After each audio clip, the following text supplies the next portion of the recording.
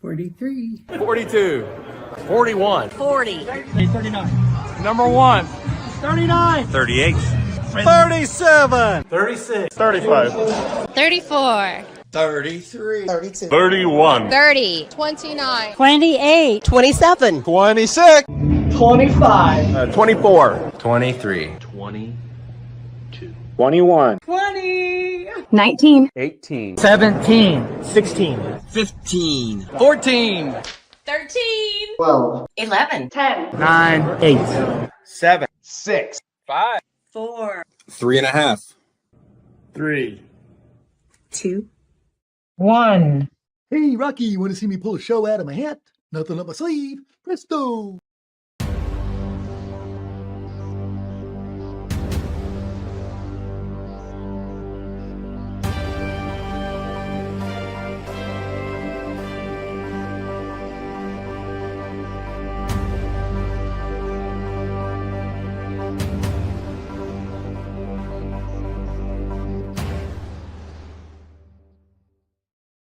Good evening and welcome to the Mouthwash Talk Show, a minty, fresh take on politics. And we have a great guest tonight. We have Jamie Reitenour. She has just announced that she's going to be running for the Secretary of State. And you saw I put SOS, the government needs you. You see what I did there on the introduction there, on the preview to the show, or the show, whatever you call that, starts the thing out. And wow, it's going to get interesting. It was pretty interesting last time with how many people we had. And what was really interesting is that the incumbent got last place. so that it seems to be shaping up to be possibly something like that again this year. And that's going to be a delegate race around June something next year. But, they'll be lining up, and there's 92 counties, and you'll have to go to all those counties and talk to all those people. And I know Jamie's up for it because she's run for other offices before that you have to cover the whole state. So I was excited to see that she had announced. So far, we have Jamie, we have David Shelton and Diego Morales so far. And who else knows who will jump in there? Now, how this will work is the delegates will get together down here at either the fairgrounds or somewhere in Indianapolis, and then they'll get together. They'll have speeches, and it's a ranked choice voting procedure. And what that means is if you have 4 people in there and somebody doesn't get 50% plus 1, they throw out the lower person, the least amount of votes, and then they vote again. Then they do it until somebody gets that 50 plus 1. And it can be very interesting. If you remember, I was at this delegate. I was a delegate when Dan Elliott beat Lisa Nashala by 3 votes. I mean, it was crazy, and it was about the 3rd or 4th ticket that they pulled, and what people were saying was, oh, some of Lisa's people end up leaving before they got to vote, and 3 votes. That's crazy. So it's going to be exciting. It's going to be exciting. But anyway, before we get going, I was going to do the peeps on the streets this week, but I had some technical difficulties. I think the port in my camera is bad for the audio. So I got some great videos and I had some great interviews, but you can't hear any of it. So I actually put a little montage together of a couple of them, Knicks fans, different things, and you'll never believe it. And so I'm down there doing this thing, and guess who I run into? Cassie Jackson. And guess what? She didn't have a Pacers jersey on. She's got a Knicks jersey on. Does that surprise you? But anyway, I got her in the video, and we caught up on some things. I hadn't seen her in a while. I know she's still trailing Micah Beckwith around and giving him a bunch of grief. So we have that. And, next week we have Tim Kramer coming on, and he is, a political, I'd say, influencer, political guy. He does some good one-liners. He's sort of like that guy that eats the ice cream and he has a comment. It's real short hitters like that. So he's going to come on. Very interesting guy. Met him at an event. And then I think the week after that, we're going to get this Knicks fan that I ran into on TikTok. So he was calling us a bunch of farmers and everything. And he's from the Bronx. He's got the whole New York attitude and everything. So you'll see him in my video. He's the first one I talked to. So I gave him, he came here. He was out down with his speaker talking trash about how New York going to be winning in 7. But of course, we all know how that worked out. It didn't work out that well. But I gave him a Mouthwash shirt. And I think we're going to get him hooked up for the week after that. So I really like it when we have guests lined up. so we could just keep rolling stuff out. But this is going to be interesting to see how this Secretary of State comes out and happens. So I'm going to go ahead and bring on Jamie. I think I see her backstage here. So Jamie, how are you this evening? I am doing well. Thank you for having me. You're looking well. I don't know. I've been in the politics before, and I've sort of been swimming upstream a little bit like you have, but you've been swimming a little harder than I have, and you're still in the pool. So, what made you decide Secretary of State? Well, I mean, Secretary of State's right up my alley. I was a compliance manager in California, over 1,500 loan officers. I think the difference between, let's say, a business owner mentality and a compliance manager, my whole job was to protect the owner. And I see myself as someone that will help protect the interests of the people of the state of Indiana. And I think that I am going to be the best one for the job. Okay, well, I'll tell you, I was asking Diego about the business entity fee that we have to pay every whatever. Now I think it's 2 years for $30 or what. But why do I got to pay y'all to tell you I got a business? Can't you look at my tax return? I mean, I would vote for you, and I would go out and camp, knock on every door in Indiana if you would get rid of the business entity. Because of the $30. Yeah, it's just the principle. It's the principle of the thing. It's like, come on, what? Forget it. Give us $30. Yeah, you know what? Hoosiers, every dime matters to Hoosiers, and I understand that. Because I'm not on the inside looking at the way that they do their process. I can't say how they're spending that money. I know that whenever you administrate and you have to keep records, it costs money to do that. But are they even spending the time to do that? I don't know. Are they looking? I think not. Right. Like, are they looking? And you saw that with Doge, right? Like one of the things that we really saw that was uncovered was not just the fraud, but it was the waste. And so I really think that someone that goes into this office has to go in with their eyes wide open, ready to look at the processes and procedures that are taking place and make sure that we are doing the best we can with the tax dollars we're being given. I'm willing to bet that's not happening. And so I'm going to change it. Yeah, I don't think you can really do too much from Hungary or India with all those type of things. Hey, we're not going to bring that up. But anyway, you can bring that up. I don't have a problem with that. Yeah, I know you don't, because you don't do that. You seem like a person to me that does just what you said right there. One of the things that I asked Holly Sullivan this question, and it was about the notary. Now, because the notary falls under a Secretary of State. So my wife was a notary, and I wasn't trying to do a gotcha question. I think everybody, because they think I'm trying to get people with it. I don't. I wanted to know the answer. My wife was a notary, and she's got this book where you have to sign and you have to do some other stuff. So I asked, well, when I go to the bank, I never signed the book. They just stamp the thing and go. What's the difference? And it was like a deer in the headlights for her. She had no clue what. I don't even think she knew that she was supposed to be doing anything with the notary. So I don't know. Are you familiar with that process, or are I am. I'm familiar with the notary process. I'm a little surprised that you didn't have to sign something. Mhm. All the notaries that I've ever used have always required a signature. They are supposed to log in their books exactly what it is that they're sealing, and they have to make sure their license aren't expired. I mean, it's a rather serious thing. I know people take it lightly, but if you get a document that's got a notary stamp on it that's expired, you're out of luck. It's not good. Yeah, nothing good comes with that. Well, in my business in construction, to get pay apps, I have to get notarized things. And so I have to, I usually go to my bank. It's free. And I've not ever signed anything there. Maybe they have my signature on. I don't know. But sometimes I get people that really don't understand what they're supposed to be doing. You're just supposed to be, now you can tell me if I'm wrong. You're supposed to just witness that this is the signature and this is the person. That's You don't go through the document and say, oh, this, I get that. It's like, I had the last lady, she was like just killing me with this. She goes, well, this, this part and that part. And I said, well, and I didn't want to get too out of my lane on it. But anyway, it seems like there's no consistency there. But I'm getting way down in the weeds here. I got people backstage. I'm stalling a little bit for Lucy because I don't think she can get on till. And she's a big fan, by the way.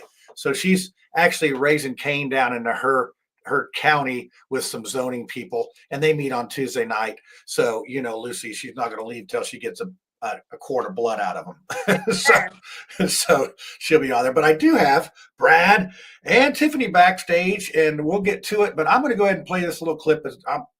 I hate that I had, these were some funniest New York fans, and there's no audio, but there's a little bit of video here. So I'm going to play this to segue into bringing the panel on, and we'll see you on the other side of this. There's no audio? No, there's no audio. Oh, well, we can talk over this one. Yeah, these guys are funny. That first one was his name's Jimmy Pesci. Hey, Tiffany, there's your buddy. Beetlejuice. She was like so happy to see me. And this dude right here, he was. How's she doing? Well, you'll never guess, but the Democrats have seemed to turn on her. So, so anyway, it's sorry to hear that. Yeah, it's like, well, I told her, I said, you know what, you need to probably what's the saying that it's not letting me swap the people? This is what we get tonight. We're currently experiencing issues with the swapping of streams. This feature is temporary. What are we, Ghostbusters? Yeah, I think we're gonna have Get to your proton pack. You guys are in charge right? tonight. You guys are in charge tonight. So me and Jamie we'll just be up here and ask you questions. How's that? That sounds Fantastic. Fantastic. Weird. So Tiffany, what are you eating there? Yogurt and strawberries. Oh, hey, my raspberries. My raspberries are just not coming in. Oh yeah, that's good. Wait, no way. Way. Oh, Yeah. Look, people think we rehearsed this show, and I'm telling you what, folks. I tell you what, Jamie got on like 2 till, and these guys get on when I'm doing the monologue. So we just really know John goes on. We bring it, don't we? so hey, but you've got to admit we've been having some pretty good guests. So we've had some pretty good guests, and we got people in the chat here. So if you have a question for Jamie. I'll play a banner here because can we go back to I'm still kind of mad about Rhonda's visit last week. I felt like you guys sort of all teamed up on me, which is weird because we usually all kind of get along on a lot of stuff. So we always team up on you. No, but it felt different. It was weird. And I wanted to ask her about the communist goals and all the other crazy stuff that she kind of talks about a lot, and just to kind of discuss those things with her because her basis for a lot of it is from strange places. Well, that aren't taught in U.S. history classes in high schools, at least public high schools. Just because it's not taught doesn't mean that it's not important, real. I'm not saying that. I just would like to discuss it with her because she's never responded to anything. Brad, I know that I sent you the stuff before this thing, but she's running for Secretary of State, not Education here. So but I know you're going to be thrilled about this news. Did you see that Braun booted a couple people off of your little? Yes. Oh my God. Who could have imagined that? Wow, that didn't take long, did it? No. Stage Steele too. Stage Steele got on there. She's an IU grad. And Jim Bop. Oh, now that one. Old J Bop. Writing those memos about how dangerous Micah is. Jamie's even laughing at that one. Whew. Yeah. Yeah. So. Did you guys ever read that he wrote to the Republican Party about how Micah Beckwith poses a threat to the GOP? Well, he should be your buddy then. Oh, I mean, it was hilariously well done. Well, and it was sent out to. Did you know? Now, I'm going to channel some Mark Small here because he tried to find out who actually owns the Republican Party, and apparently Jim Bop owns it. He's the one that wrote the bylaws and everything. And he's very powerful. Yeah. From what I've so I'm going to say nothing but nice things. How about you, Jamie? You're going to say nothing but nice things about Jim Bop. I would say we're not going to get you on the record. We don't want you to be clipped. Saying that Jim Bop is a cross-dresser or something like that. I didn't say that, okay? So no, I was going to say, it made me laugh because when I hear Jim Bop, I always think of that song, remember? Bop, bop. Oh, what's that? That's what comes to mind. Whatever. I wish you would have never told me that now, but I can't. That's the Hanson brothers, isn't it? Hanson brothers. Yeah. Hey, I'm just trying to be hip. I got the white hair and everything. I'm still trying to pay attention. It's all good. So we're going to get Lucy on here. I think she said. Wait, but can we go back to that though? To what? We're all just cool with that about the IU trustees. Yeah, we can go with that. The Indiana Democrat chair, or I don't know who said it. I think it was the head of the Senate. But he talked about how, IU had the 5 of the trustees were already being named by the governor for the last 20 years. So like There's only everything. 3 elected. There's only 3 elected. I think it's 11, and there was Yeah, but the governor gets to appoint 5 already. Like he was already appointing 5. I think members. he's appointing all of them now. So now he is, yeah. But how they're talking about how IU has gone this way or that way, the Republican governors for the last 20 years have still been able to choose 5 trustees. So now it's all, and I to me that's like. Yeah, but so how is that the problem? Like, how is this going to solve the problem if they were already appointing the majority of them? I guess you know what, Brad, we're going to find out because that's how this works. It's like I bet it's going to have something to do with student visas, and they're going to make IU look like a mini Harvard, and Rakita's going to prosecute the hell out of everybody because they're just waiting. I don't know how they do something like that. There is a ton of people. In fact, there was one of the guys that I interviewed. I didn't have him on the film. He was a Knicks fan, and I talked to him, and he went to IU. So I didn't interview him because I wanted people from New York. And he's like, so there is a ton of people from the East Coast that go to IU.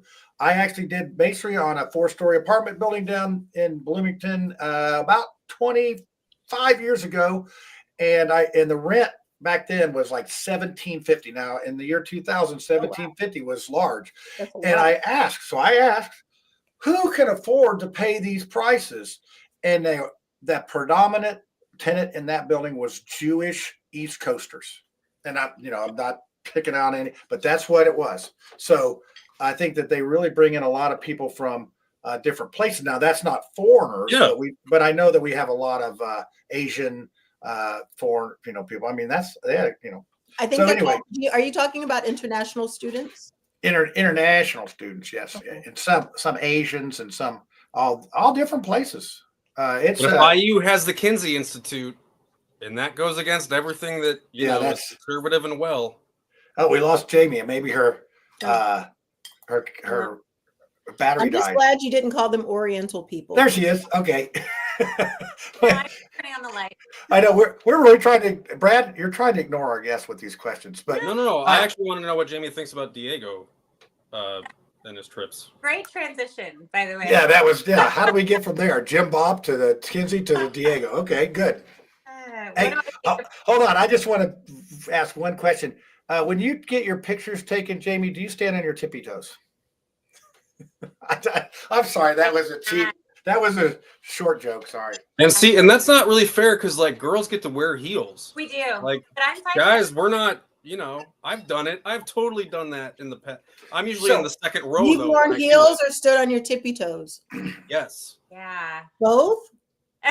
Not like heels, but like platform shoes. Yeah, so I would say if we go by, I think we should just change all the rules up and go by height. Jamie, how tall are you? Are you you're how much? I'm 5'7". I know you got Shelton by. I think Dave's only 5'6", and Diego. I don't know. He's well below 5'5". So I think we go by height. That's how we do it. So hopefully nobody taller. I will just tell you, my team will tell you that I am probably one of the most serious people they know. I'm like, my humor is like pure, like just regular comedy. I don't do sarcasm at all. And so completely being real, I mean, I just don't understand if you have to get on your tippy toes, like I'm just talking real. Why wouldn't you just take pictures with people when they're sitting down? I mean, if it's, you know what I mean? I'm not trying to be rude about it at all because I don't think it's a big deal. But I'm like, if the person thinks it's a big deal, I just don't understand why PR wouldn't be like, hey, why don't we just take the pictures this way? So I don't know, maybe that's helpful. But I think that, obviously it's a funny joke that everybody is talking about, but it's just feeding the narrative that people don't take him for what he says that he is. And so you got to address that. And he's going to have to address it. Because but he doesn't have to address. Every time he tries to address things, he just kind of moves them aside. And then he just goes on his way, and then another thing comes up. I think it's perfect. The perfect answer for him would have been, "I'm on my toes for the Hoosiers." It's like, but I come out because that's actually really good. It's just too bad. They need to take you up to the State House and work on their. Yeah, they wouldn't take me out to the State House. I'm on my toes for Hoosiers. Yeah, I came up with the slogan when. I think it's good. I'm not being sarcastic. I think it's good. Well, and I think that's sort of a side note from all the other stuff that's going on with things. But back to the Secretary of State thing. I mean, obviously, you see that there is a need for something better, and I tell folks, people aren't going to change until there's something better to go to. And so far, I see the two people coming in. I perceive them to be better than what we have now. As far as how he handles. Well, John, when you say better, are you talking about focused on the job, understanding the job, having done the job, or just more focused on the state of Indiana? What do you mean by the word better? Well, I would say that I don't know what Hungary has to do with the Secretary of State. I don't know what India has to do with the Secretary of State. I don't know why his campaign finance thing is loaded up with car dealers and all these different things. There's just a lot of. It's the same thing with anybody else who's got like mayors and attorneys. I agree, and they should go too. So I'm sure. I mean, as long as it's legal. I mean, it's as long as it's legally recorded and he's following all campaign finance. That's just the. Well, I agree with you. I'm so sorry. It is now, legal. Now we're going to say who can and cannot contribute to campaigns. Is that what we're trying to do now? I feel like that would be a goal of I feel campaign finance reform is something that everybody's on board with. Just kind of taking it down a notch. I mean, Brad, have you fundraised before? No, I think it's disgusting. I ran and I didn't fundraise. We didn't win, Brad, because we didn't raise any money. Tiffany raised money. 30% of the vote. I donated to Tiffany. I raised $0 and got 30% of the vote somehow. That is per capita or per dollar I spent. That's a huge return, man. Yeah, it is. But we still you got 30% and you lost. Okay, so now y'all are in trouble because Lucy is here right on time. She's actually Hurley. She probably sped. So let's bring her on. Let's see if I can move anybody around. Nope. They're still Lucy. This is what we get. It's Lucy and Brad on the bottom. Well, I'm a total lawbreaker. Yes, I absolutely sped because it was so important to be here and to share with you the whatever the current fraud is being committed in my county. So did you have to take somebody outside and cash me outside? No, but I'm definitely open to that. I mean, I grew up in the near west side of Indianapolis, so Wayne Township, woohoo! Woohoo! Yeah, I took over. So I'm definitely down. I'm definitely down to throw down. Not doing anything better. So I already told Jamie that you were a big fan. So I'm sorry I let that. I love you, Jamie. I just think you're awesome. You should be a libertarian instead. You're much too great of a person to be a Republican. But I want to on. Well, homeschool and 5 kids and all that. I want to weigh in though on what Brad had to say. Yeah, and that is about fundraising, because I made it a point when I ran for United States Senate to raise just over $5,000 because that's the threshold where you have to, report your campaign federally. And the reason I did that is because I wanted to show people that I was serious, but I was also mocking the system. So when we sat down and figured it out in 2016, I got 150,000 votes, presidential year. So, you get more votes. And I think it's just over 100,000 in 2018. But when I sat down and I thought about it, I got votes for 30 cents each. Yeah. But the Republicans and the Democrats together spent 55 million in 2016 and 90 million in 2018.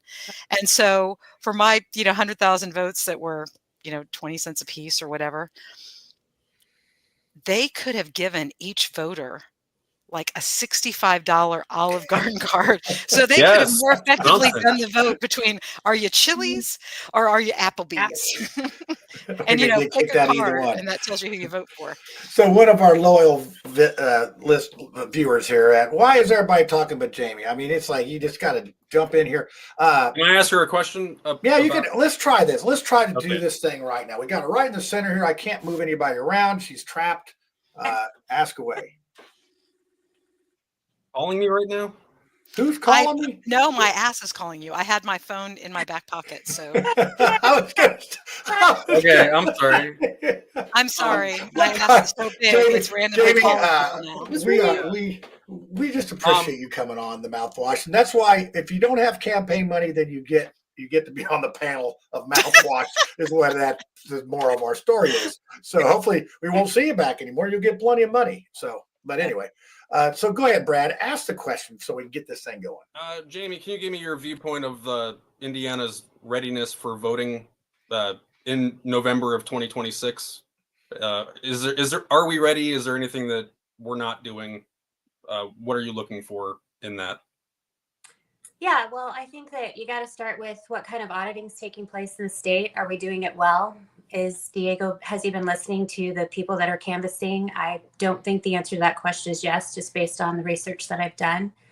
I would say that my perspective is that I am going to fortify.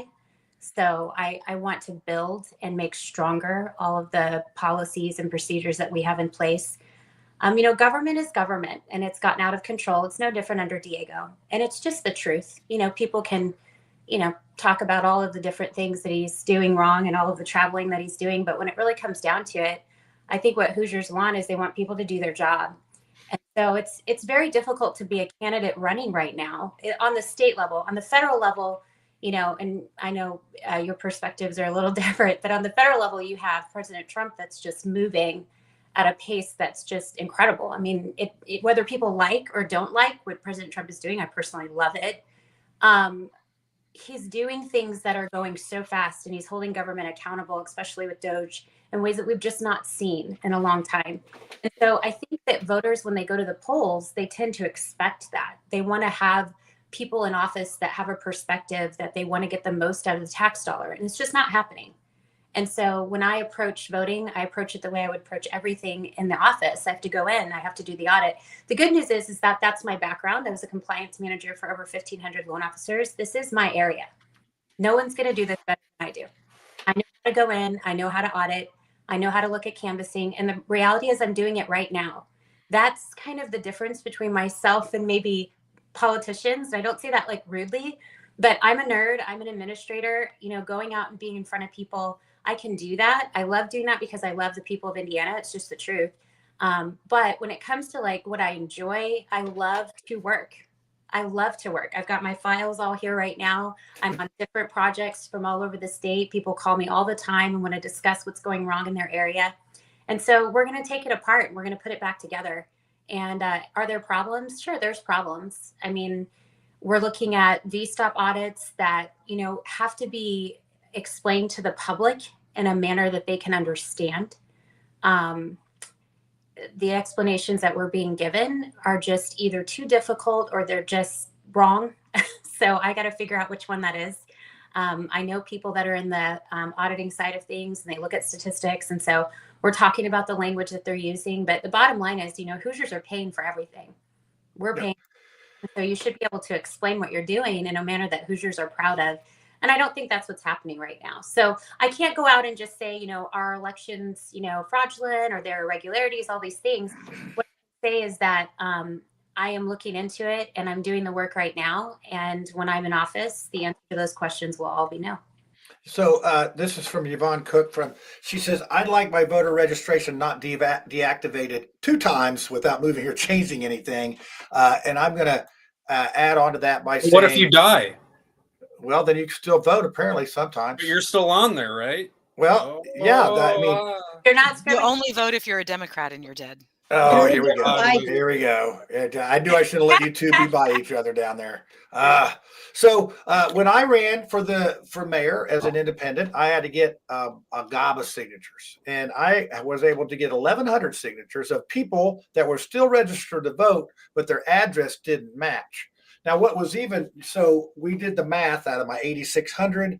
That's 14% of our Marion County vote is not voting in the place where they live.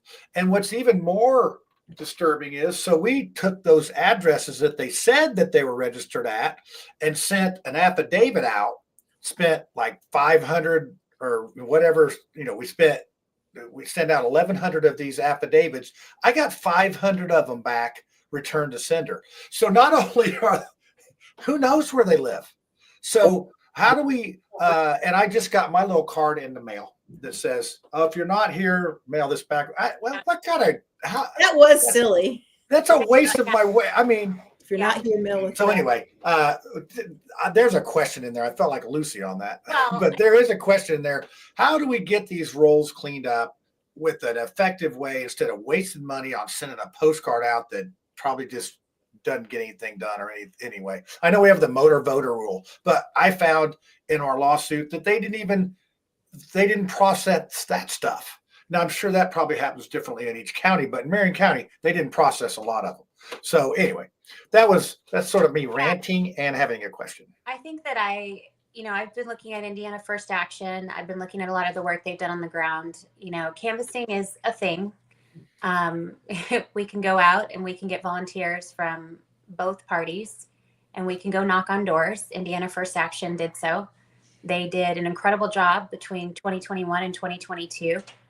They found irregularities. They found that there were people that were voting, saying that they voted day of, but they were absentee or in the record as absentee. And then there was people that said they were absentee, but they were in the record as voting day of. There were people that were saying that the record showed that they were in a certain residence and the people didn't even know who they were. There were people that said they voted and their vote wasn't even recorded. And then there were people that said they called it the lost vote in that case. And there were people that had voted. And then whenever they knocked on the door, they said, no, I didn't get to vote this time. Mm-hmm. So the percentages there are online, so everyone can see them. Do we get to audit ourselves, like our own vote? Like, am I able to look into a system or type in a password to find out, was my vote part of this millions and millions of votes? Or you can pull your voter history and you can see what elections you voted in. Yeah, so I mean, even I know you can for the primary, but is that true for the general? For the general, you can only see that you voted, not who you voted for. Yeah, because I think they assign you a number. So for the privacy thing, so isn't that enough though on those ones where people say my vote wasn't counted? Like, how do they know that? Like, how do they find out that their vote wasn't counted? Because they have voter rolls that show what votes actually took place. So they got all the names listed. So then they just go to look for the name and the name's not there. And so then they didn't get counted as voted. Can I weigh in on this real fast? Sure. When Jeff Moore was the Libertarian candidate for Secretary of State, he had some brilliant solutions for tracking votes because remember that we had the hacking. I mean, they had a 12-year-old hack a Diebold machine in Florida just to prove that it could be done. They're super stupid. And I've worked the polls and been, a judge and all that kind of thing. So I've made that run, down to the courthouse to turn in the machines.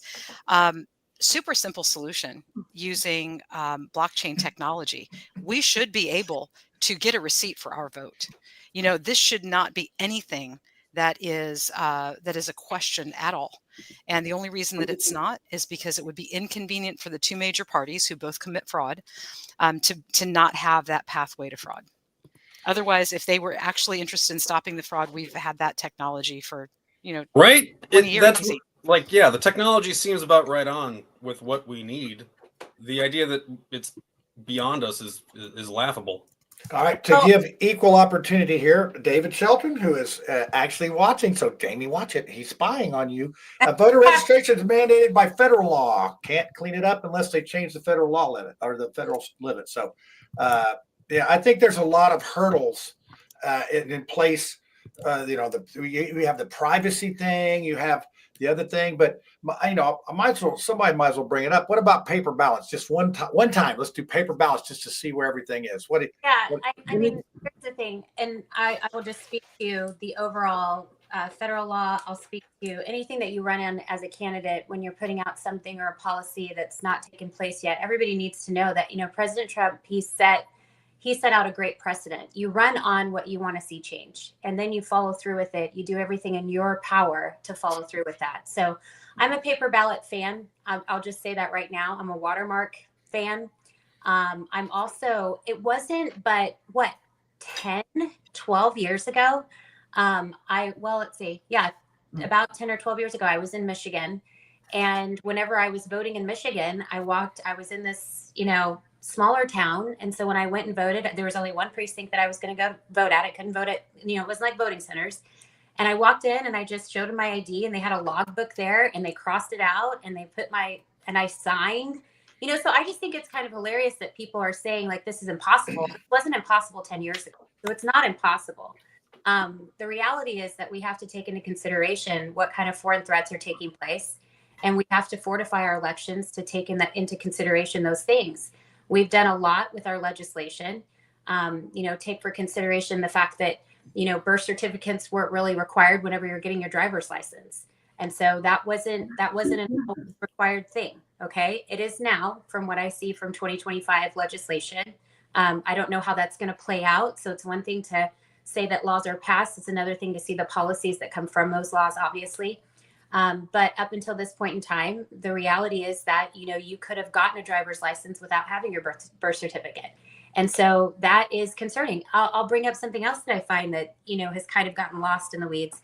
And that is the letter that Diego wrote with Todd Rokita, where they asked the administration, United States Citizenship and Immigration Services, for them to scrub over like 500,000 different voters to see if they were actually citizens. I mean, that came from our state, and they apparently are suing over that. So, I found it really interesting, and I've got that letter here. I can send it to you if you need it. It was dated October 11th, 2024. But I guess my point would just be, it happened October 11th, 2024. So you're scrubbing to prepare for November. What happened to May? Like, why? Yeah, come on. Last minute. Seems very last minute. Amy, I'm sure they have a plan, But here's the thing. Diligence is diligence, right? So this is what everybody wants to see. Here's just the 411 on every voter, like typical American voter right now. Do your freaking job. Do your job. We hired you to do your job. Get in there, get in front of paperwork, get in your office, have meetings where we can see you, go to the clerk's offices, start running things so that people can see it, so it's very transparent. We don't want to see audits that no one can see. We don't want to hear that we can't get things for 2 years. Like, we're over it. Everybody's over it. And I think that what's happening right now in grassroots, I think what's happening in the state of Indiana is you've got a tension right now, because on one side of the party, you've got people that are just done, so done. And they're the ones that are just busting their butts. They're out there and they're trying their hardest to do their part. They are canvassing. Nobody is paying them taxpayer dollars to canvass. They're doing it on their time. And yet they can't get that same kind of diligence because we have a Secretary of State that's like always using personal time. I'm like, that's great. Well, but Jamie, though, he did drive to all 92 counties using his own government vehicle with government gas. It was a campaign paid basically for. Just going and spreading the word of Diego. Yeah, we all paid for that, right? Like that's part of it too. I've seen so many pictures of him in different counties talking to different people, and I started figuring it out. I don't know that he's in that county on the day that he posts things, and that really starts bugging me, because that was how I found out he was in India that time.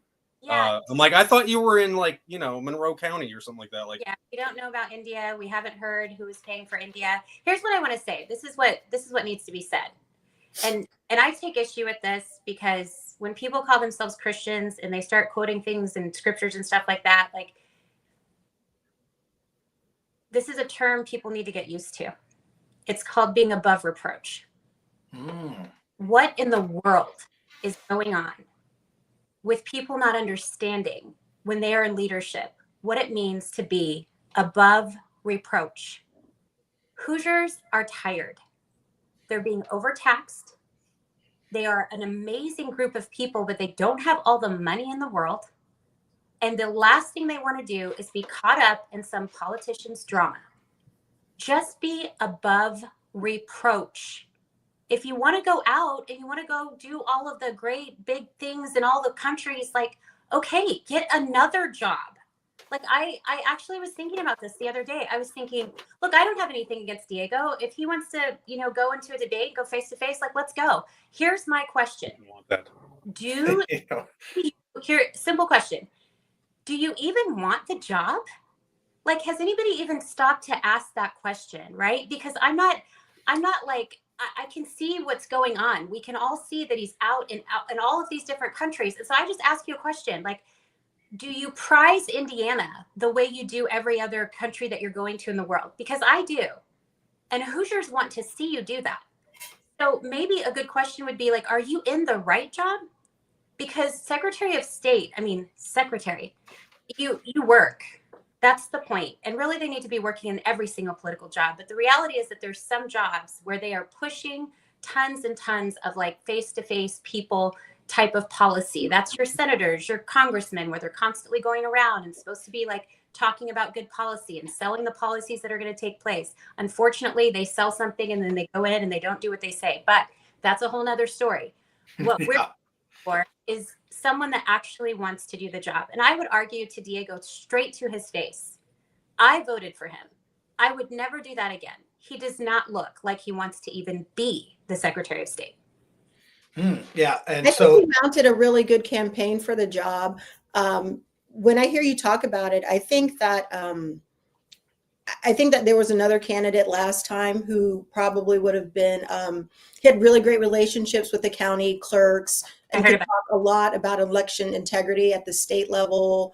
Because it seems like it's it's like this quilt and all of the counties play a role in it. That's true. That's one of the things that Dave Shelton would always talk about, is building those relationships and what authenticity, integrity, and the experience that he brought from having been in that role. So maybe this Secretary of State job needs to be, like you said, a working job, but maybe we should look to people who have experience with election integrity. I mean, what are your thoughts on that? I guess my thought on that is anybody that's worked in compliance has experience doing audits. It's the same thing. I mean, I've already met with clerks. I'm already talking with people that are talking about their going on in their offices. Yeah, but I think that when we liken compliance to election integrity, then we open the job up to people who've done some compliance. So so my question is the job of Secretary of State, should we be looking for someone who has corporate experience, compliance type jobs, or should we be looking for, a county clerk who's really worked in the job, who's done the role, who has the experiences, knows the machines, knows the vendors? So I think that's just my question, like, what is best for Indiana? And in Diego's defense, I think one of the things about him being elected, I don't know the true stat. I know that he's one of, I don't know if he's the first person of like Latin descent elected to a statewide role. I know in the state of Indiana, but I think that he has, I hate for this to sound like a pun, but I feel like he's got some bigger shoes to fill, kind of. He's got some other shoes to fill in the eyes of other people, kind of around the world, kind of with him being the first person to ascend to a statewide role with his background. That's all I have to say. That's all. Tiffany, like his history, he got fired by Rokita. And he is still the Secretary of State. Yeah, I get that, but like when you're talking about background, you got to apply the same thing to him that you are trying to apply to me. He has no background in elections. So if you're going by the same thing that you're saying that I should be facing, you would have to say that about him, and then he's nowhere where he should be. But the reality is that he worked in the office. But all I'm saying is that. So what I'm saying is that I think you might not know, compliance isn't just like a word. What I did in California, I was over 1,500 loan officers. They were licensed in over 38 states. Our job was to study the laws and make sure that every single loan officer was doing exactly what they were supposed to do on every single mortgage loan. I was over 5 different departments. That is not easy. This job is even easier because you've got so much delegation that's taken place by law. The clerks to your point, if there's that much delegation, then do you need a strong leader in the role? Do you need a compliance officer, or do you need somebody with election experience? I get it that you want to make a point. I'm going to finish mine and then I'll let you talk. That's fine. when it comes to the delegation that takes place in the state, there is a lot that falls on the shoulders of the clerks. There's a ton that falls on the shoulders of the clerks. But one thing that we haven't taken into consideration is that the clerks that are working right now, side by side, many of them are either experienced or they're coming in and they have absolutely no experience. And I've talked to many of them that feel like they've been completely lost in the job. And so what I've done is I've said, we're going to put together Indiana Clerks United, and we're going to have clerks that are mentoring clerks. And so it takes me about a couple weeks to sit with a clerk, walk through the office, find out what they're doing. And then that clerk gets to train another clerk. They all get to have the same conversations. But we have to understand that in the state of Indiana, the Secretary of State has been called the Chief Election Officer. But according to the federal code, they share that authority with bipartisan authorities. So like the governor gets to elect, according to our Indiana state law, the governor chooses a Democrat and a Republican that have been nominated by their party, and they are given authority in the election division, just like the Secretary of State is. It's a shared authority. I don't know if you knew that, but that's true. It's the only state in the United States where that happens. And so there's a lot of work going on in the election division that I'm not even sure that Diego's a part of on a day-by-day basis. If he is a part of it, he should show us. It'd be great, because Indiana Hoosiers would be very interested in knowing that the state is doing something that a lot of states have not done. But the reality is that, you're talking about how much clerks are. Should we do everything through the clerk standpoint? I would say one, you can walk around and get to know clerks and get to know their job, bring them together. That's what leaders do. But the other point is it's not just about clerks. The Secretary of State's office is a wide responsibility. It's a responsibility that is overseeing mergers, which we haven't really had any lawsuits on that for a little while here. It's also a job that involves notary. It's also a job that involves businesses. And so a lot that goes on the plate for that. And I think that I'm more than qualified for that. I'm very comfortable in all of those roles. And I'm not talking about your qualifications. I'm talking about the role in general. And I'm sure that you are wonderful. You ran for governor, so I'd imagine that you'd be qualified to be Secretary of State. So I'm just saying that, like, what do Hoosiers deserve in terms of a Secretary of State? A lot of these jobs that go through delegates, they are jobs that people aspire to, and you get promoted to, and you build the notoriety, and people in the 92 counties elect you. And somebody said in there that it should be voted by the people. Yeah, that's what I was going to bring that up. It is, David, it is voted by the people. This is just the party's nomination. So unfortunately, this is a red state, and whoever wins this opportunity at the convention will probably go on to win the state, because as much as people complain about the Republicans, the Democrats are worse. No offense, Brad. None taken. Okay. No. I was actually just looking up. They just got a raise too, right? This is like the first year that the Secretary of State's raise went into effect. Yeah. And I think it went up by 45,000. Yes. To like 145 or 148,000 or something like that. So I just want to put that out there again. Braun got a raise, Micah got a raise, everybody got raises, and they're still asking us to, buy their SUVs. Buckle up, Well, no, we better tighten our belts. Well, in their defense, I think the Secretary of State was either 74 or 79,000, and that's an insult to me. But you bring that up, Brad. But Jamie, if I'm not mistaken, to get into this delegate race, you got to come up with 10% and pony that up. Because I know that Micah had to put up 18,000. So that's going to be. And now, do you get that back if you don't win, or do they just keep it? Yeah, in politics, they give money back sometimes. It's like 80% though. It's just like a slating deal. You get 80. 10%. You pay 10%, and I don't believe that you get that back. I've never heard of that. Okay. Well, I know when I did the mayor thing, they would, if you lost, you got 80%. The mayor's office, Julie would have gotten the money back because Micah had to pay 10%. 18,000.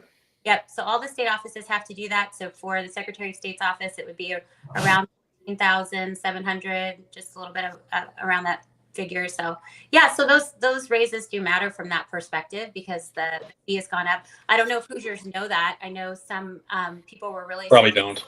Yeah, really Ray surprised. Shelton said no refunds. Yeah. Yeah, no friend. Yeah, so see the Marion County slating process was different. So yeah. So you got to think long and hard about running for some of this stuff, and and David, we'll have you on the show as well because we have everybody on here. I just want to say, Jamie, you just announced. I can't remember if we had David on earlier or not, but we'll have him on. And I do appreciate the fact that you thought it was important to come on our show because you didn't hesitate to get on here. And, some people have done pretty well on here. Tiffany has. She's been up on the panel and she won. But we've had others that have sort of fallen on themselves. And I know that you have been doing this for a while, and I really appreciate your drive. And you do seem like a person that knows what the heck you're talking about. So I would add this because it's actually really important. So we can't actually declare that we are running for Secretary of State until closer to 2026. So they haven't done the convention yet. So I just want to make sure people understand that I've expressed my intent to run. My exploratory committee should be coming up here in the next couple of days. And so I want to clarify just so that people understand that the parties made clear the call to convention hasn't happened yet. The election division hasn't put out the calendar for yet as well. And so that timeline is not known. And all of that's going to happen a lot closer to January. And so usually the first week of January 8th, whatever, just some arbitrary number that probably the IU Board of Trustees picks, and then they send it up to Braun, and then that's how it Damn gets it, made. John. I swear to God, dude. I'm so mad about that. It's not conspiracy theory yet, Ty, but oh boy. Yeah, and so I had another question. Okay, so I asked this question. I don't want to be this picking on Diego time here, but Diego was at a meeting, and I was there, and my wife ran for the city county council down here, and her opponent's family decided to get inside the chute and disrupt it and block it and cause all these problems and it took us from like 6:30 to 7 till about 10:30 or 11 to get them out because we had to call attorneys and different things. And we reported that to the Marion County Election Board, and guess what? They didn't really care. But they care if Diego's shooting a commercial in one of the public places, which you're not supposed to do. But I thought that should at least warrant something. I mean, we didn't want the election. She lost by 170 votes, but it was clear that they were trying to disrupt her two biggest vote centers. They had another goon that accosted Jason Hammer when he went to vote. So it was obvious what they were doing, but nothing happened. So it went to the board. All three of them said, we're not going to see it. So how do we, and then I asked Diego about that. Well, what's our next line of, what can we do? How do we hold these people accountable? And he basically gave me a nothing burger answer and said, well, he appreciated your question though, right? Yeah, he did appreciate it. He was, So are you that's his saying go-to answer. God. Are you saying that the voter centers where people are going to vote, they were just all positioned there and just being really disruptive? Yep, they were. And why isn't that disturbing the peace? Like, why couldn't the police take care of that? They told us to call the police and different things. We called the party lawyers and the folks. They finally got forced out, but then they got in front of the door and were blocking the door. So to me, it was called just, me and Whitty. We would have gone and heckled them. Yeah, it was right by Whitty's house too. That was that man, place. Yeah. But anyway, to me, it's like at least should be noted. And this was the dude's parents that were. It wasn't like they didn't know what they were doing. And that one was Mike Oles. He's like a big wig in the Democrat Party. So he's the one that accosted Jason Hammer, and he actually made it on the radio. So, and they were just being disruptive to mess up those vote centers. But to me, I don't know. To me, there should be some. We should have a day in court on that, and all we wanted was to be noted so that people don't think that they can disrupt the voting center or stay inside the chute or take their literature and leave it by the voting machine. I've seen so many things that are just not right, and they just forgot it, John. Like, yeah, they just leave it there. He forgot it. Well, Yeah, Bob, my buddy You know? Bob, that was the guy that was in there. I can't make him leave. Why can't you? You're the freaking poll guy. It was just. I'm getting some PTSD just thinking about it. But John, did you report them? Yeah, we reported them we filed an official complaint. No. The guy who was in charge of the voting center. Did you report him? Yeah, we reported everything.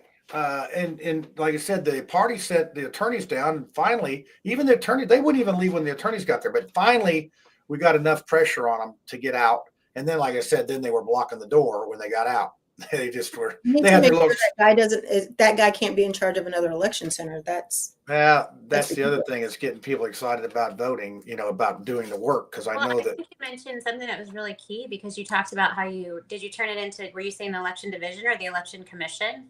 Marion County. We were told we go to the county first, and then if something happens, we go to the next. But it never did get.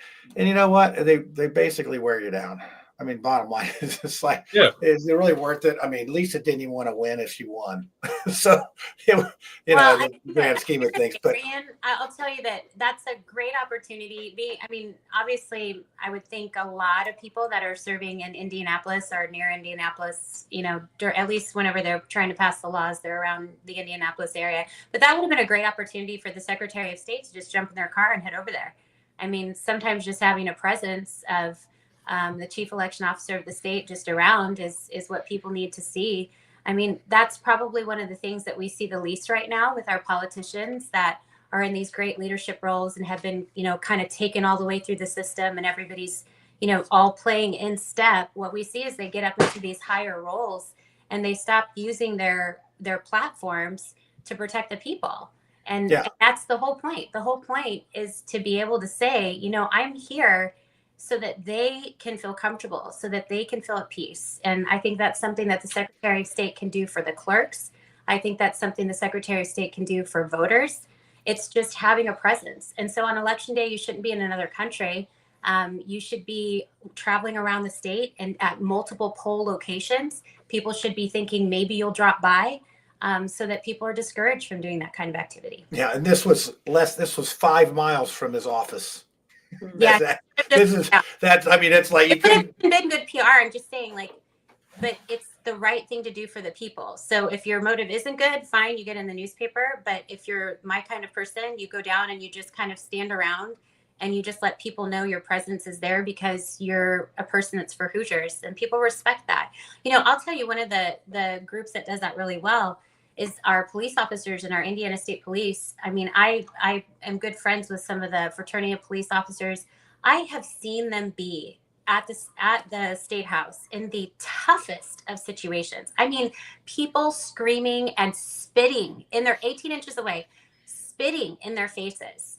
And I was so amazed at their resolve. The Bible talks about a quality called meekness, which is strength under control. And I have seen just an amazing ability for our police officers to be doing that in this state. I'm so just proud of the way that they've handled a lot of the situations that I personally witnessed. And so I think that leaders just need to understand in politics, you've been given a role for a reason. And so going and just kind of being on the scene is something that can be really valuable to voters.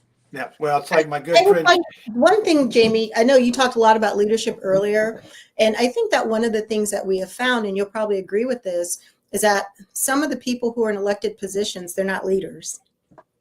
Yeah. Oh, don't get me started.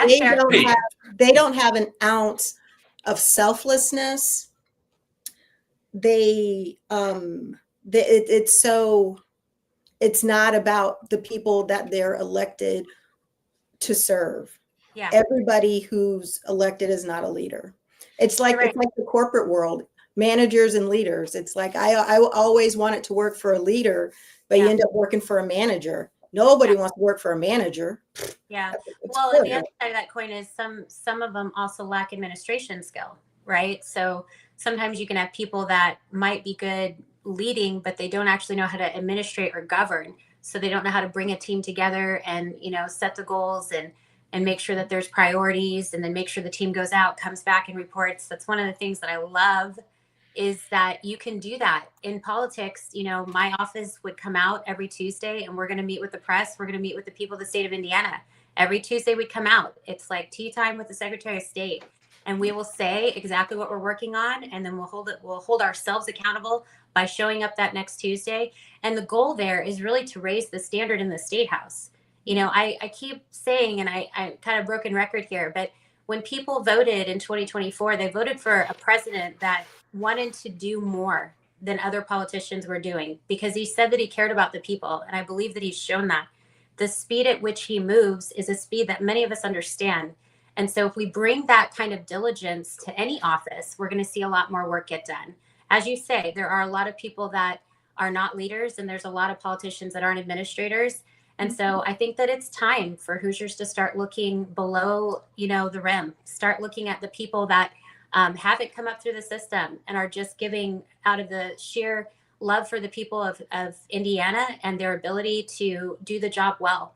So for people who haven't grown up, So for people who haven't grown up in the system, I think that's one of the problems that a lot of candidates and potential candidates have. And John, you know this, there are people who have not grown up through the system. The system doesn't know them, they don't understand them, and they don't trust them. And even though they're great and wonderful and have really good ideas, they don't get elected. So what is the best proxy? What is the best what's the best gut check for people who didn't go through the system so that establishment and voters feel good about them? Probably perseverance. Oh, that's my issue because I'm ready to quit. The reality is that people that aren't serious about what they're doing, you know, I mean, this is a hard business. You know, I was talking to someone recently, and in my campaign, a lot of people a ton of people were involved. And we, from January to May was when we actually did our expansion of our campaign. And so in the 4 months that we did that, we were able to do, to get more votes than Curtis Hill. And that was quite an accomplishment. But the way that we did that, it took real diligence. It took real administration. It took expansion and multiplication.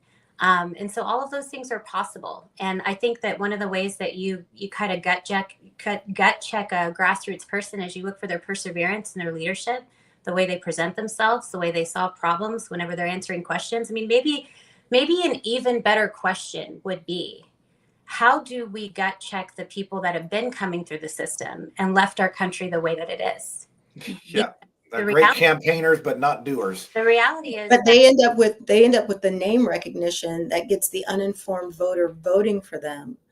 That's the thing that is hardest to surmount, is the name recognition of that, you know, that once a year voter. It's like, oh, I remember that name, I'm going to vote for them.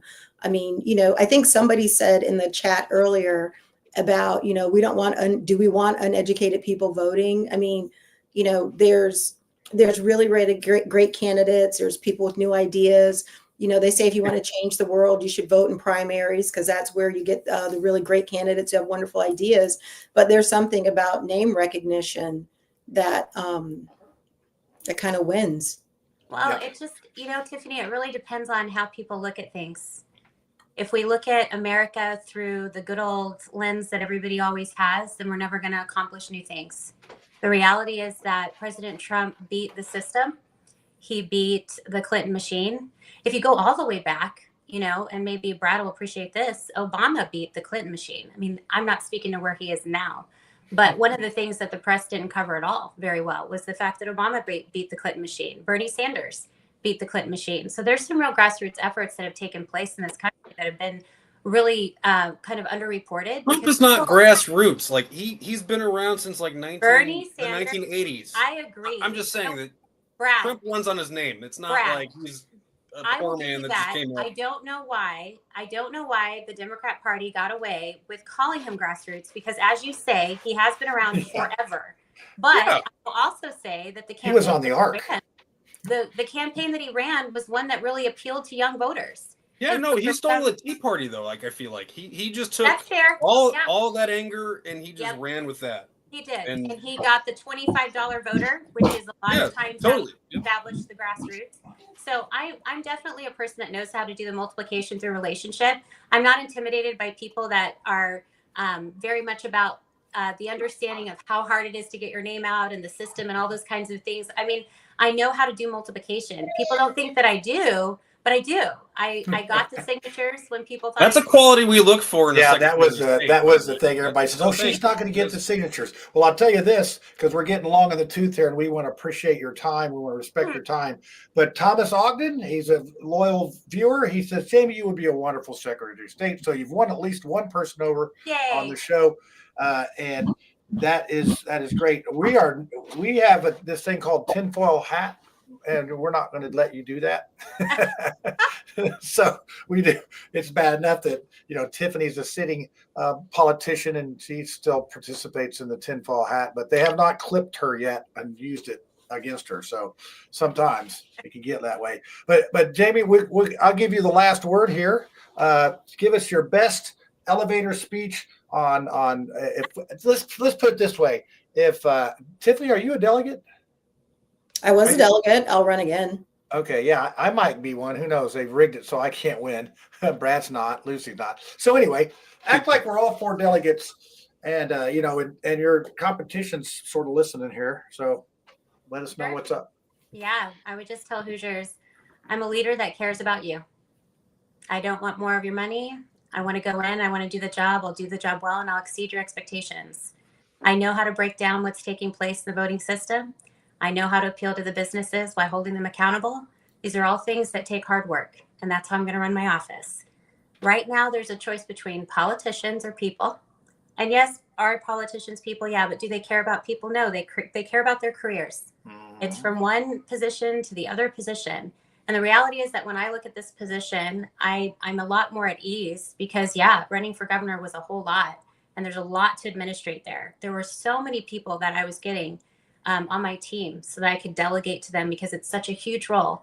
But Secretary of State is up my alley. I believe I'll be the best person for the job. And I'm going to work right now so that when I get to convention, everybody won't just see me saying that I'm going to do the work, but you'll see the work that I've done because there's enough work out there to be done because I don't think the office is being taken seriously. And so I would just encourage all the candidates and all of the people that are running the Republican Party and are running the Republican Party, let's be diligent and above reproach. And let's give Hoosiers what they deserve. They deserve diligent leaders that are taking them seriously. And so that's what I'm going to do. And I'd love to have your support. All right. Well, if I win delegate, then you can court me to see if, all that good stuff. So, but yeah, I just love that you popped on here. You didn't ask if there's any questions because we don't know what's gonna. You saw the first 20 minutes of our show was we forgot you were even a guest. So, but we got down to the brass tacks there. So thank you guys. Jamie, thank you for coming Thanks, on. Brad. Thanks, Tiffany. Lucy, thank you so much. Okay. All right, we look forward to seeing you out. So, All right. All right. All right, people, let's do the tinfoil hat thing here. Hey, y'all, it's time for the conspiracy theory, so you better get your tinfoil hat out and let's see what's going on this week. Okay, I don't know if I can still switch anybody. Nope. Yeah, and Lisa sent me a text message and said we weren't live right at 9, so but we're live now. We got plenty of viewers watching, so Have we ever done the show before and not been on? We've done that before, haven't we? Oh yeah, I think when I did my first Do Something Indie shows, I thought I was streaming. I did the whole show. Nothing. Well, I started with Your Voice, Your Call with, 5-6 years ago, it was a chore to stream, live. You had to use OBS and all different things. So, we had some fun trying to get all that together. But now it's fairly easy, but I don't know what's up tonight. Something's wrong with this StreamYard, but we are out there, and we had a ton of people commenting. And we will get David Sheldon on, and I will extend it to Diego. Diego's been on our show before. David's been on our show before. Jamie's been on our show before.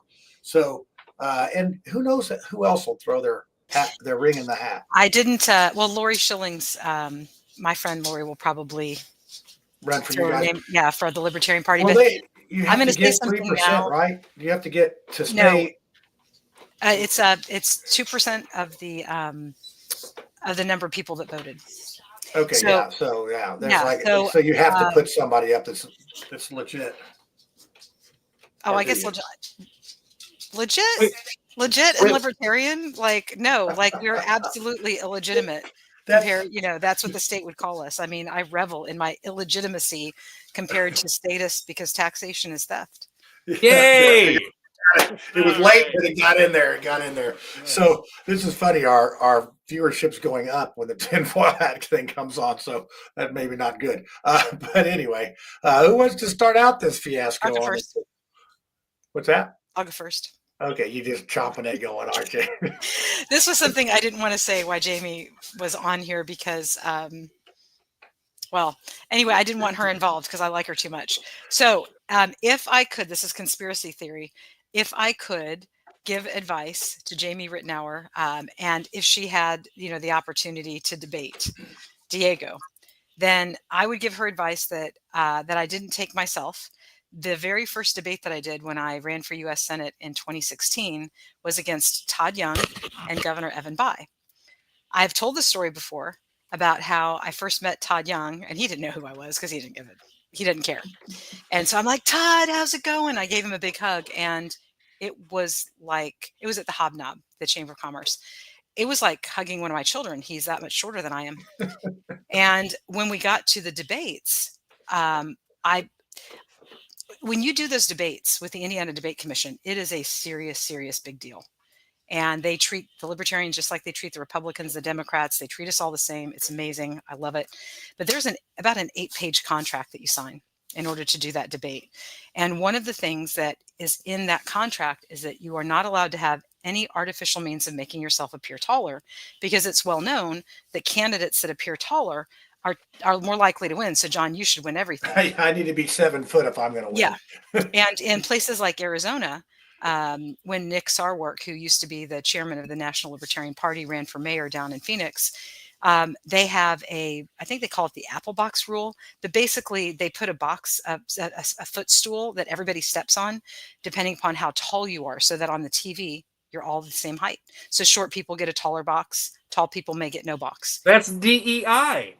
Yeah, that's it. Yes. Well, it took a Democrat to pick that out. And so what I regret doing, if I could go back and give myself some advice, but I was actually too timid that I didn't even think of it. You're under so much stress when you do these debates. But if I could go back in time, I would whisper in Lucy's ear in 2016, I'd be, Lucy, make Todd take his shoes off. Everybody should have taken their shoes off. We should have, because I had on 2-inch heels. Thank you, Yvonne. I think that Indiana would be much better off if I had one also. I was thinking because about that. I would have ended the Fed by now single-handedly. I would have repudiated the debt. And and I would have exposed them all. And okay, conspiracy theory for real. So my best advice to Jamie is, if you do get to debate, especially Diego or somebody else, insist that everybody be in their stocking feet so that nobody violates the rule, which is in the contract. So Todd Young violated that contract.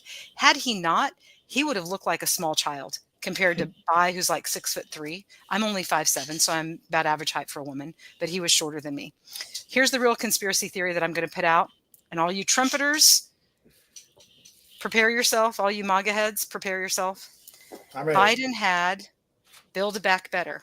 Lowercase b, lowercase b, lowercase b. 666. What is Trump have? Big, beautiful bill. It's the same thing, 666. They're all letting you know that they're all in the club. They're all flashing the triangles. They're all doing their Masonic handshakes. That's just Elon being on ketamine.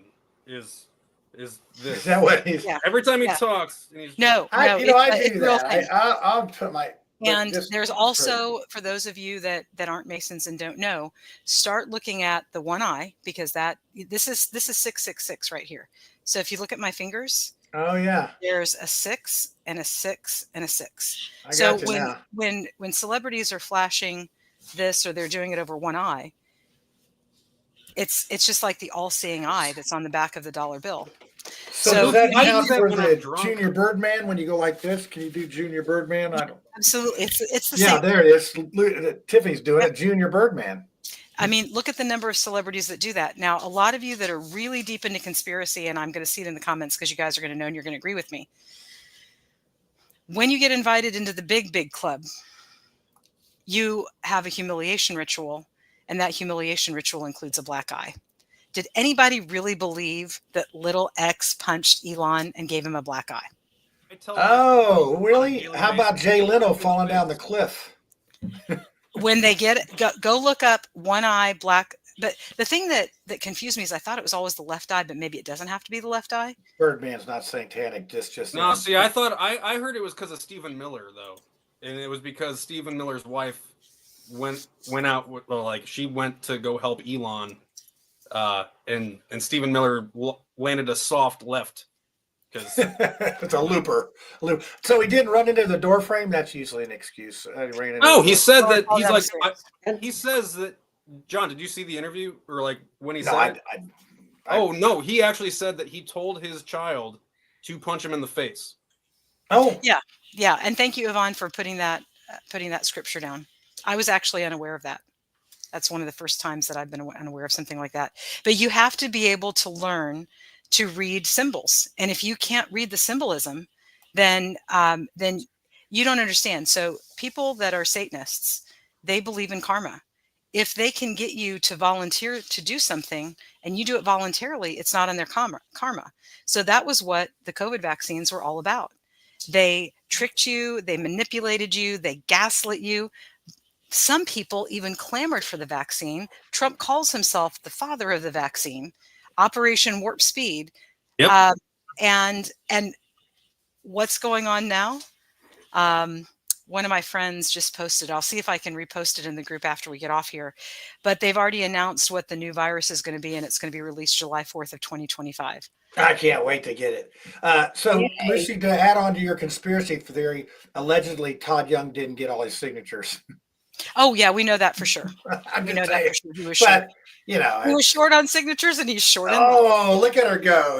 Well, maybe he can borrow Diego's tippy toes. Yeah, that is just crazy to me. I'm going to start calling those Air Diegos instead of Air Jordans every time I visit. But it's going to be spelled. It's not going to be AIR. It's going to be ERROR. You know what's also really kind of crazy about that is I bet Jamie Reitenour won't be assaulting any women. No, she seems like a straight up solid person, doesn't she? I mean, you know, if she's in loan compliance, I've been a mortgage broker since '96. That is a big fat hairy deal. But you know, you're dealing with some serious things, and you've got to ferret out fraud. And a lot of people commit mortgage fraud, and they don't even know it. The one that prosecuted Trump for the mortgage fraud. Whoops. Yeah, whoops is right. I had, and this is 20 years ago, but I had somebody in the investor group that I ran that was like, "Hey, Lucy, I need you to help me help my daughter get a loan." Okay, cool. I'll help your daughter get a loan. And then he said, "But she's not going to live in the house. Don't tell anybody." I'm like, "No, I'm not helping your daughter get a loan. And by the way, you're fired. I will never do a loan with you again because you just admitted to me that you were going to commit mortgage fraud. When you buy an FHA repo, there's a 15-day period in the bidding process that's for owner occupants only, so that we can build strong neighborhoods with people who plan to live there, and investors can get their chance later." But his daughter was never going to live in the house. So I'm like, nope. No can do. Yeah, there's a lot of things. So yeah, Tommy Ice has the name Letitia James. Yeah, she's in a little bit of hot water for doing the same thing she was trying to prosecute the Trump for on stuff. Well, you know, this is not a conspiracy theory. I'll take my hat off. There was a Black Lives Matter protester back in the day that I got to know when I did some interviews back, probably before I had to do something in Indy, and he put on his Facebook, he says, "Hey, I need some fake job pay stubs, so I can get this mortgage," on Facebook. And I'm like, so didn't Them even criminals, know. That's criminals. They're Yeah, easy. well, it's like, I mean, but I don't know if anything, but that's apparently a thing. Maybe Tiffany, you've been in the mortgage. Have you heard of these things where people will get fake stubs? You know, No, like, but hey. I've seen people get hired for 3, 6, 9 months so that they can get their mortgage.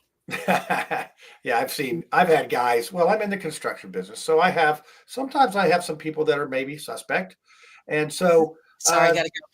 you got to go. I gotta go. See y'all. Okay, well, Bye, you Lucy. gave us the Irish goodbye. So, but anyway, and they will come and work for me for like 1 week, and then I'll start getting their child support garnishments forever after that. It's like that's all they were doing was just to get a job for a week so they could have someplace to tell them to send the letters, I guess. It's sort of frustrating, but I hope everything's okay with Lucy. She just had to go, so no big deal. Oh goodness, it's almost 10:30. I know it is. So anyway, who's got a conspiracy? Brad, you got one? Oh, yeah. Okay. Yep. I want to tell everybody that they shouldn't be worrying about the rainbow beast and the fact that it's coming for your children, as it was shared by our Lieutenant Governor Micah Beckwith. He was talking about Pride Month and how he says that libraries hosting drag shows for toddlers, which I don't think has happened in Indiana. Like, my library doesn't have it. When I met with Micah, with my staff, we talked about, he brought up Pride Month and said, as long as, you guys have Christmas displays and everything like that, Pride Month is fine. It's that, we think that it's, being shoved in our face in replacement for Christianity. And I was like, dude, no, Christmas, we do up. And I don't know a library that doesn't do Christmas, in a way. So I don't know if it's more of a thing that he's sad that other people have months, or he's upset that, it's being talked about. But either way, there's some older people who take offense because June used to be the month for brides and weddings. Well, I would say that, why isn't, like, I don't know why Pride Month just negates any other kind of month. Like, whatever month it is, still, it can still be, I guess. Well, what else is June? They canceled the Juneteenth parade. So to me, Pride Month should be in February. The Black Pride Month should be now, and they should switch it. Well, and I saw Black Pride Month. Really, is that a thing? Black Pride. I don't know. I just made up a new holiday. You should be glad. And that's it. Like, I don't think we want to step on. I am brown. Thank you. All right. People well, are anyway. saying that the military needs their own month. Like, why? Tiffany, November. Why doesn't the military have their own month? It should be November, but they get 1 day. No. They do. You get Memorial Day. Child. I was reading something online. May is Military Appreciation Month, though. I think November is like Military Veteran Month too, something like that. And November's Veterans Month. Yeah, Veterans and Families Month. And so I would have a tinfoil hat month. But they already exist, you guys. I think the period from Memorial Day to 4th of July should be veteran season. Yeah. Well, and so I guess my conspiracy theory is that Pride Month is going to be moved because people have demanded it be replaced with, Veterans Month or Memorial Month. And so Pride Month is actually now going to take place in December to respect the military and not interfere with any kind of Really? You're going to take baby this month? Really? You could make it. It's the last one. Like, I feel like I just took the last month of the year. It wasn't like. Why doesn't anybody want August?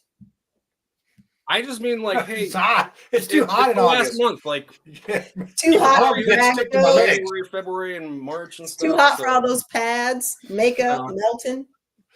Are you talking about at the Pentagon where they put in a makeup station for Hegseth there? Right? Didn't he want as part of the budget? Right? I was saying, why doesn't anybody want August? That's what I was saying. Yeah, nobody wants it, Tiffany. So when you go back to school, it's just a depressing time.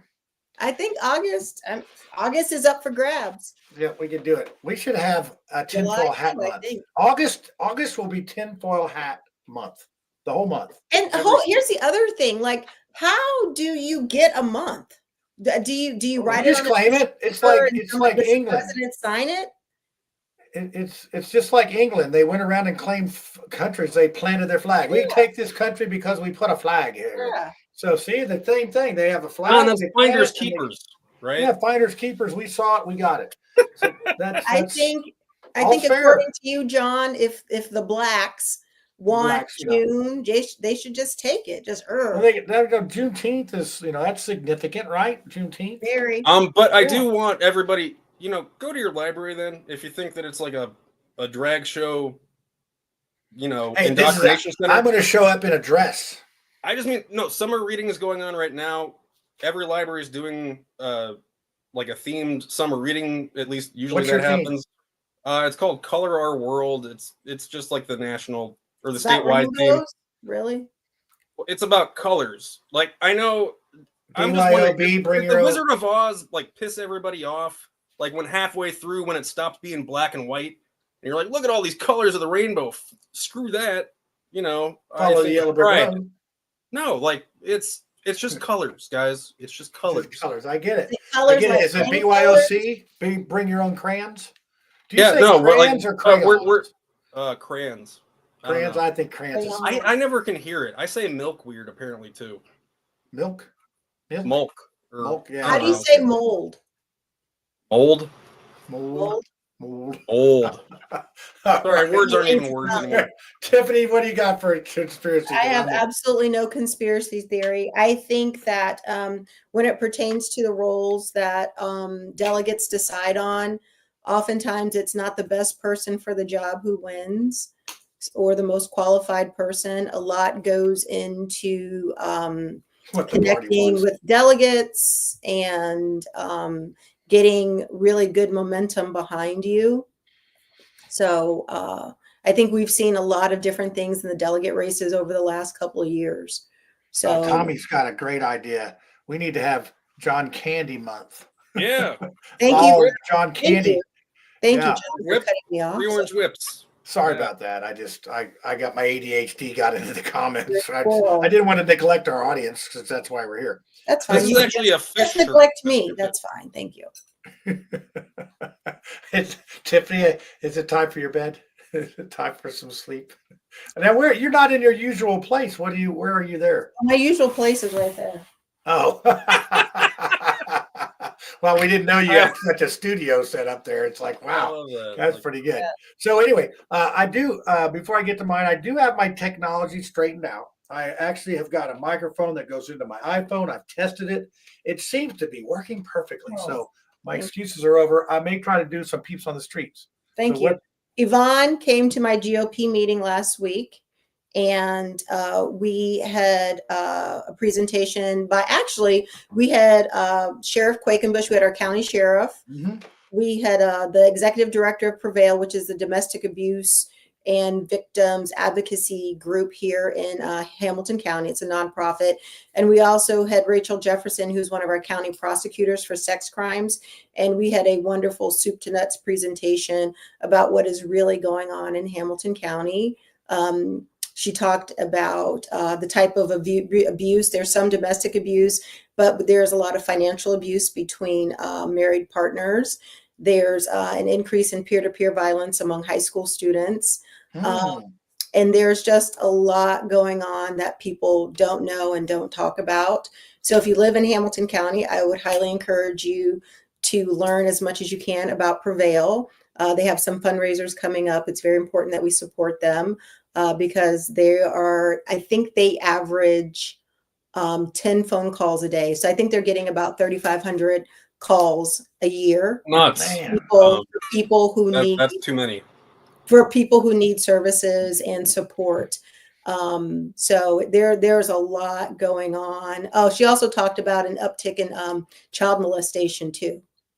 So I just think that our media, the video, there's just so much garbage out there that garbage in, garbage out. So anyway, but I feel like there's a technology to stop it too, though. Like that's the part that Well, we got this free speech. You can say whatever, and I get it. I mean, but on to your point about garbage in, garbage out, she likened the increase in peer-on-peer sexual violence that's among TikTok. High schoolers. She likened it to the increase in the watching of pornography. Oh yeah, I mean it's like nothing good. Oh, Spiro wants Brad to say pillow. Pillow. Is that like the password for the Eyes Wide Shut party and stuff afterwards, or? Blink twice. Wow, that was pretty good. That was really good. Okay, so let's wind this thing up. So here's my conspiracy. It's basketball related, no surprise. So Caitlin Clark, she's injured right now. No, did you hear that? She's like Yes. the face of the NBA, WNBA or whatever. Well, this is the conspiracy that's out there. Since the Pacers were doing well, she's faking her injury, so it was take the attention off of her and put it on the Pacers until they. Now you watch. As soon as they win against the Oklahoma people, Caitlin Clark's leg will be perfectly good. You just wait and see. I love that they're the Oklahoma people. I don't buy that. If they were The day before, there was a Fever game on Friday, and then the Pacers played on Saturday, and it is the number of people who come in to see her play is astronomical. But if she had played on Friday night, do you know the financial boom there would have been over the weekend in Indy? The people Timothy Chalamet and Kylie would have been there, Exactly. But the thing is that like if she had played Friday night, the day before the Pacers, there would have been so many more people at that game.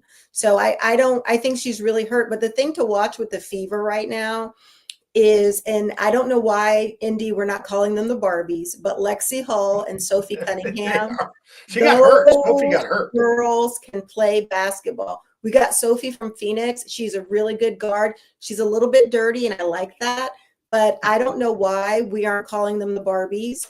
So that's one side of it. That would be better than the Fever. I never have liked that name. But then Tiffany, you have to suggest that. Well, we want the Barbies. Can't be a guy. But then Kelsey Mitchell is amazing. I think she's like 97% from the free throw line, which is unheard of. Howard, Aaliyah Boston. We have a really good team. What is really interesting is there's a preseason game, and Caitlin Clark sat for that game. It was against Phoenix, I think, because Brittany Griner played, and the Fever won. So Lexi Hull, Sophie Cunningham when she's well. We have a really, really good team with or without Caitlin Clark. I didn't say it was a good conspiracy theory. I said it was a conspiracy theory. So way to defend it, John. Actually, I the first two games I've watched of the day. I watched the one Friday night. We were up at the Ale Emporium. We were watching some band, Somebody Young, really good, sort of a cover band. But I could watch it up there, and the Fever need to get it together. I don't know if I'm sold on this Stephanie White as a coach, but they really need to. They should have won that game for one, and two, they just don't seem like they're gelling very well. And John, with that game, I didn't like the starting lineup that they went with. They went out. I think we had our third guard in there. The starting lineup was not the strongest, and then also I think that team had previously been winless before they came to Indy and beat us. Yeah, so we did not have a very strong starting lineup. So they were good. Well, and so I would 1 second. And the refs, the refs in the WNBA, they're horrible. You guys are such homers. I'm gonna not comment. No. I mean, like these girls are getting slung around. They're not calling fouls. You need to go to a game. The refs for the WNBA, they have not risen to the level of play that these girls have risen to. The refs not match the players. Yeah, I don't think so either. And I think there's a shortage of referees in high school sports, and there's a ton. There's a big shortage. Get yelled at and threatened. Yeah, well, that's true. I mean, Lisa. Well, Ray Charles and Stevie Wonder and Ronnie Millsap cannot be referees for the WNBA. Oh my God. Oh God, that was terrible. But anyway, so I would say, I think so. Well, let's do the predictions here. I think the Pacers are going to beat the Oklahomas. Yeah. What do you think? But do you see how many people are saying that Oklahoma's going to win 4 games in 5 games or whatever? There's even a bet you could make that if it goes 6 games, either way, if it goes 6 games, you win. 5.5 is the over and under. And I'm like, wow, that seems like I just don't see this thing going 5 games. You know what? Gambling is a sin, and I don't agree with it. So I don't think that people in the state do it. Well, it's like anything. It's like excessive. Everything is a sin. Even weed? Just Yeah, I would say. Well, I don't know if you can. Have you ever overdosed on weed? I don't know if that's. I think According that to might the be. Texas Lieutenant Governor, you should watch there's a YouTube of the Texas Lieutenant Governor. He really gave Micah a run for his money. You can on have saying cannabis batshit crazy stuff. intoxication. You can have cannabis No, intoxication. I don't know if you can. He went out just saying that, you know, we don't want adults taking this either. People can die, and it's like, dude, get a Dorito. Go away, man. Yeah, Come I on. think the worst thing he would is overdose Got on a Dorito. Yeah, I ate so many Pringles, I died. Yeah, so, I mean, it's terrible. The Twinkies, I choked on a Twinkie. I don't know. Walk into the store in an unlit area. Yeah, that was stuff. So, all right, kids. Well, we're doing Irish goodbye tonight because I'm tired of talking to you people. All right, good night. Bye, guys. Hold on, I got to do the thing before you go away. No, too late. Too late. Okay, I got it. Never mind. I'll just do it by myself then. Thanks, guys. Yeah!